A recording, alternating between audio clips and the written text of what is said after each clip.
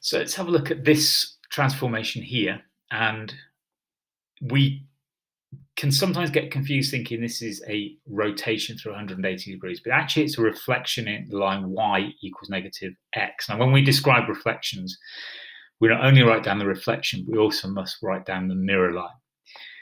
So I'm just going to show you why this is a reflection.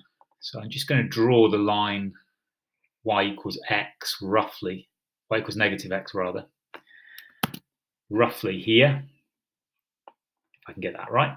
Okay, so here is my mirror line, and this works for any 45-degree mirror line. So it works for y equals x and y equals negative x, or x equals 1, etc. If I take point A here, and I want to reflect it to point A dash, notice I can come down 2 units this way, and then bounce across 2 units going, if I come down, I go across. And that works for B, 4 down, 4 across. I could go across 2 and down 2.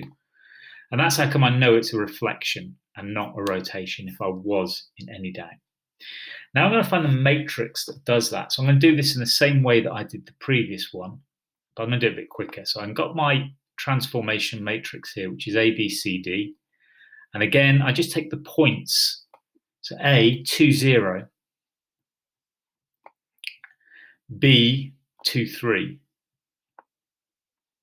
C, 7, 0.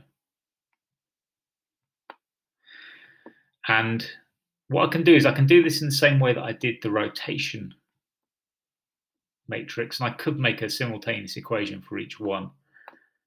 Just make sure I get these right. Minus 3, 2. Or I could actually look now and see that it's much, much more straightforward than that, maybe just by almost just doing it by eye.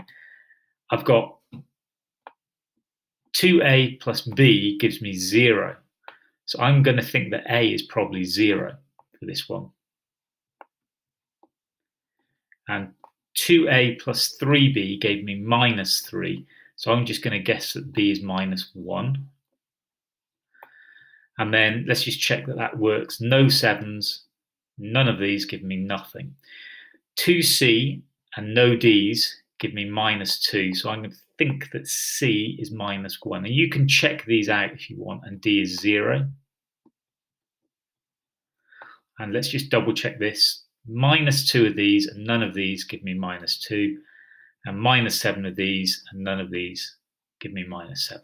So there's my transformation matrix. If you need to, you can do a simultaneous equation for A, B, and then for C, D, and you can check it out, but I'm pretty sure that's my transformation matrix.